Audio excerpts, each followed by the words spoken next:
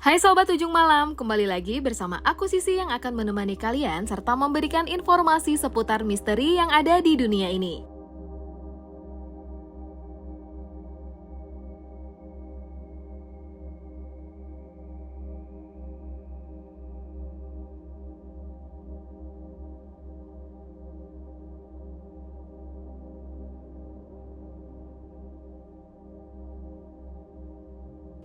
Seperti video yang kalian lihat tadi, cerita kali ini adalah salah satu kisah yang menjadi catatan kelam untuk transportasi darat di Indonesia. Tragedi yang tragis memakan banyak korban jiwa dan banyak kisah pilu di dalamnya. So, daripada penasaran, siapkan mental kalian, jangan tengok kanan kiri, kita mulai ceritanya. Karya wisata untuk anak SMA atau SMK memang menjadi salah satu hal seru semasa sekolah. Bersama dengan kawan-kawan seru-seruan dan banyak hal yang menyenangkan yang bisa dilakukan, namun bagaimana apabila kejadian yang seharusnya menjadi kenangan indah berubah menjadi kisah pilu yang membuat banyak keluarga trauma. Kisah ini terjadi pada tahun 2003, SMK Yayasan Pembina Generasi Muda atau YAPEMDA 1 Sleman, Yogyakarta mengadakan karya wisata ke Bali. Jumlah peserta yang mengikuti karya wisata ini ada kurang lebih 150 siswa, 6 guru, 3 pemandu wisata, 3 supir, dan 3 karnet bus.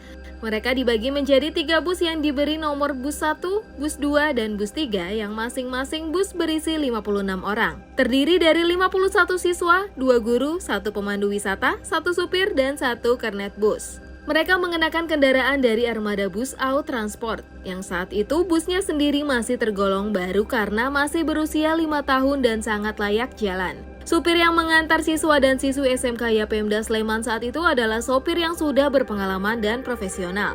Sekarang kita masuk hari H keberangkatan ke Bali. Ketiga bus berangkat dari SMK YAPEMDA 1 Sleman menuju ke Bali dengan urutan bus sesuai nomor. Selama perjalanan menuju ke Bali, bus nomor 3 yang posisinya berada paling belakang selalu mendapat kemalangan yang pertama. Tiba-tiba kaca bus 3 retak tanpa sebab. Akibatnya, bus 3 harus berhenti sejenak untuk membenarkan kaca.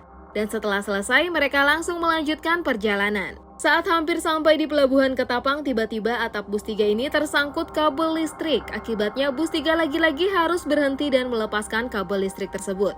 Setelah selesai, bus 3 segera menyusul bus 1 dan bus 2 yang sudah menunggu di pelabuhan Ketapang. Sesampainya di pelabuhan Ketapang, ketiga bus ini menyeberang ke pelabuhan Gilimanuk dan melanjutkan karya wisata mereka dengan riang dan gembira. Mereka menyelesaikan semua jadwal dan mengunjungi tempat wisata Bali yang sudah ditentukan sebelumnya. Lalu, tiba waktunya mereka pulang ke Yogyakarta di tanggal 8 Oktober 2003. Ketika perjalanan menuju pelabuhan Gilimanuk, lagi-lagi bus nomor 3 mengalami kemalangan, kaca bus tersebut pecah kembali. Lalu bus nomor 2 melanjutkan perjalanan dan bus nomor 1 menunggu perbaikan bus 3 selesai. Setelah bus nomor 3 sudah selesai memperbaiki kacanya, mereka melanjutkan perjalanan dan bertemu dengan bus nomor 1 di pelabuhan Ketapang. Ketiga bus ini melanjutkan perjalanan menuju ke Yogyakarta. Namun kali ini dengan formasi berbeda, yakni paling depan ada bus 1, urutan kedua ada bus 3, dan paling belakang ada bus 2.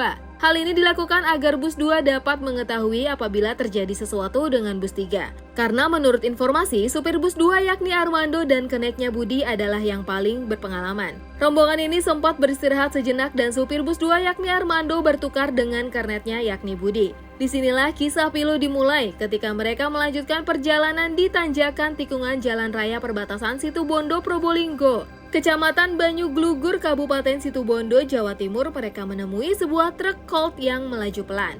Mereka memutuskan untuk mendahului truk tersebut. Bus 1 dan bus 3 berhasil mendahului dan langsung melaju. Lalu ketika bus paling belakang yakni bus 2 berhasil mendahului, dari arah berlawanan ada truk kontainer yang sedang mendahului sebuah mobil.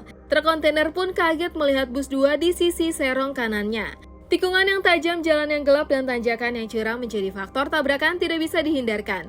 Bagian depan truk kontainer menabrak sisi kanan bus. Penumpang yang ada di dalam berusaha keluar lewat pintu depan. Namun tidak disangka ternyata tangki bahan bakar truk kontainer pecah dan menimbulkan api karena gesekan besi antara bus dan kontainer. Api dengan cepat menyebar, seketika para penumpang berusaha keluar dari pintu belakang. Namun naas sudah jatuh tertimpa tangga. Truk Colt yang tadi mereka dahului menabrak bagian belakang bis yang membuat pintu belakang bus ringsek dan tidak dapat dibuka. Dengan teriakan dan kepanikan yang ada, mereka berusaha untuk bisa memecahkan kaca dengan alat seadanya. Karena pada saat itu pemecah kaca memang belum ada, namun karena rancangan kaca bus yang tebal membuat usaha mereka gagal. Bahan mudah terbakar yang ada di dalam bus membuat api dengan cepat merambat ke belakang. Supir bus dan kernetnya berhasil keluar melalui kaca supir dengan keadaan luka bakar yang parah. Namun penumpang yang lain terjebak di dalam dan tidak bisa keluar. Jeritan, teriakan, dan suasana menegangkan semakin lama semakin meredam. Satu persatu dari mereka yang ada di belakang menghirup asap kebakaran dan mulai pingsan. Naasnya api juga membakar dan memanggang semua korban yang ada di dalam. Dari jumlah 56 orang yang ada di bus, hanya 2 orang yang selamat, yakni Armando si supir bus dan Budi kernet bus tersebut. 54 korban tersebut terdiri dari 51 orang siswa, 2 orang guru, dan 1 orang pemandu wisata. Evakuasi korban pun dilakukan setelah api berhasil dipadamkan. Namun keadaan korban yang menumpuk di belakang bus sudah terbakar menempel satu sama lain. Dan bahkan banyak anggota tubuh yang sudah hilang membuat evakuasi sulit dilakukan. Bahkan korban pun susah untuk diidentifikasi. Karena lokasi yang dekat dengan PLTU Peyton membuat tragedi ini disebut sebagai tragedi Peyton. Jasad yang sudah dievakuasi pun dibawa ke RSUD Situbondo karena terbatasnya ruang untuk kamar mayat di RS tersebut membuat mayat diletakkan di lorong rumah sakit tersebut. Bahkan selama proses identifikasi, RS Situbondo mendatangkan puluhan balok es untuk memperlambat proses pembusukan korban. Yang miris adalah bus 1 dan 3 yang sudah duluan tidak mengetahui kejadian tersebut sampai kembali ke Sleman. Di sana mereka baru tahu bahwa bis 2 mengalami kecelakaan dan teman mereka tidak ada yang selamat. Setelah proses identifikasi selesai, 54 ambulans beriringan menuju Sleman untuk mendapatkan jasad para korban kembali ke keluarga mereka. Sesampainya di sana, tangisan keluarga, teman, dan guru di lapangan SMK Yapemda Sleman tidak terbendung lagi. Sekda Provinsi Daerah Istimewa Yogyakarta saat itu Bambang S. Priyo Hadi mengikuti iring-iringan ambulans dan menyerahkan pada Gubernur DIY Sri Sultan Hamengkubuwono X. Setelah penyerahan secara simbolis, dilakukanlah sholat jenazah di SMK tersebut. Lalu setelah selesai sholat, keluarga mulai mencari anggota keluarga mereka dengan melihat foto ukuran 10R yang sudah tertempel di kaca ambulans, termasuk 14 jasad yang belum teridentifikasi. Setelah itu semua jasad dibawa masing-masing keluarga dan tidak ada yang dimakamkan secara massal. Itu tadi tragedi yang cukup besar sampai sekarang, bahkan tragedi itu membuat keputusan baru di dunia transportasi darat dan laut untuk adanya alat pemecah kaca sehingga dapat meminimalisir korban apabila terjadi kecelakaan serupa. Oke, sekian dulu video kali ini. Jangan lupa untuk like, comment, share, dan subscribe, serta nyalakan notifikasinya biar kamu nggak ketinggalan kisah seru lainnya.